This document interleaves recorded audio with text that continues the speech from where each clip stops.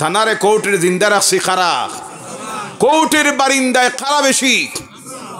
একবার যদি মুসলমান থানায় যাওয়া বাদ দিত আর কোর্টে যাওয়া, থানার সার সব আঠাইয়া বাড়ির যাইতা। কথা ঠিক কিনা? থানারে কোর্টের জিন্দা রাখছি খারা, কোর্টের বারিন্দায় খারা বেশি।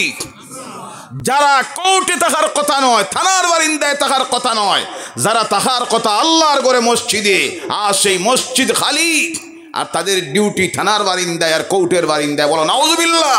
এই মাহফিলে বসতে চাই কি চাই না? তাহলে মদ খাওয়া লাগবো নি না? সুদ ছাড়া লাগবো না, খাওয়া লাগবো? মিথ্যা কথা, পরনিন্দা, সুগলগরি, আইল ঠেলাঠেলি, মিথ্যা মামলা। মিথ্যা মামলায় সবচেয়ে বেশি অ্যাডভান্স কারা? গতকাল আমি বলেছিলাম, একবার যদি মুসলমান থানায় যাওয়া বাদ দিত আর কোর্টে যাওয়া, থানার সার সব আঠাইয়া বাড়ির যাইতা। কথা ঠিক কিনা? থানারে কোর্টের জিন্দা রাখছি খারা, কোর্টের বারিন্দায় খারা বেশি। যারা কোর্টে থাকার কথা নয়, থানার বারিন্দায় থাকার কথা নয়, যারা থাকার কথা আল্লাহর ঘরে মসজিদে, আর সেই মসজিদ খালি, আর তাদের ডিউটি থানার বারিন্দায় আর কোর্টের বারিন্দায়। বলো নাউজুবিল্লাহ।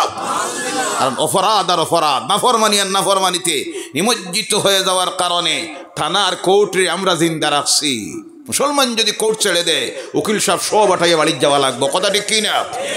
ও মুসলমানেরা, ছেড়ে দিন সব, আল্লাহর নাফরমানি ছেড়ে দিন। সেই দিন যদি সেই মাহফিলে বসতে হয়, আল্লাহর সকল প্রকারের নাফরমানি ছেড়ে দিয়া হতে হবে মুত্তাকি। কি হতে হবে? মুত্তাকি। আল্লাহর ভয় হৃদয়ে নিয়ে আল্লাহর নাফরমানির কাজ ছেড়ে দিয়া মুমিন হয়ে যান। সেই দিন আল্লাহর দিদার নসিব হবে। বলো সুবহানাল্লাহ। সমস্ত নবীদের দিদার নসিব হবে। বলো সুবহানাল্লাহ। সেই নবী জান্নাতে দেখতে চাই কি চাই না? আমল করতে হবে নবীর সুন্নতের উপরে। কিসের উপরে? দাড়ি রাখা কার সুন্নত? রাখলে বউ পাওয়া যাইব, এই চিন্তা আছে না নাই?